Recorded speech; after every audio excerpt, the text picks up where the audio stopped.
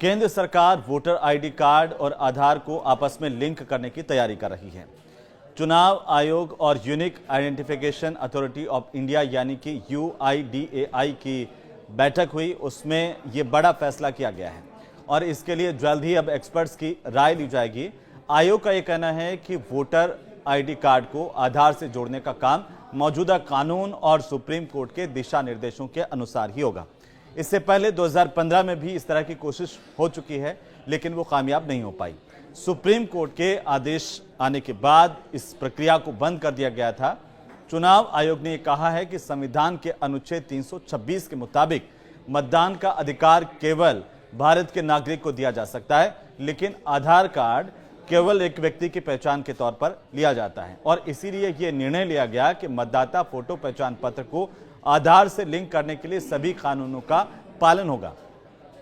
चलिए अब जान लेते हैं कि आखिरकार वोटर आईडी कार्ड और आधार कार्ड को लिंक करने की प्रक्रिया क्या है। दरअसल कानून मतदाता सूचियों को आधार डेटाबेस के साथ स्वैच्छिक रूप से जोड़ने की अनुमति देता है। सरकार ने संसद में ये जानकारी दी थी कि आधार वोटर कार्ड लिंक करने की प्रक्रिया पहले से चल रही है और प्रस्तावित लिंकिंग के लिए कोई लक्ष्य या फिर समय सीमा निर्धारित नहीं की गई थी। सरकार ने यह भी कहा था कि जो लोग अपने आधार कार्ड को मतदाता सूची से नहीं जोड़ते हैं, उनके नाम मतदाता सूची से काटे नहीं जाएंगे। चुनाव आयोग ने अप्रैल 2025 से पहले सुझाव मांगे हैं। भारतीय निर्वाचन आयोग यानी कि ECI के मुताबिक वोटर आधार को लिंक करने का मकसद आगामी चुनाव से पहले चुनावी प्रक्रिया में और ज्यादा पारदर्शिता, समावेशिता और एफिशिएंसी को बढ़ाना है। चुनाव आयोग इसे लेकर के निर्वाचन पंजीकरण अधिकारियों यानी कि ERO, जिला चुनाव अधिकारियों यानी कि DEO और मुख्य चुनाव अधिकारियों यानी कि CEO के लेवल पर भी एक बैठक करेगा, जिसमें विस्तार से इसे लेकर के रणनीति बनाई जाएगी। इसके लिए पिछले 10 साल में पहली बार चुनाव आयोग ने कानूनी ढांचे के भीतर सभी राष्ट्रीय और राज्य मान्यता प्राप्त राजनीतिक दलों, अधिकारियों से सुझाव मांगे हैं।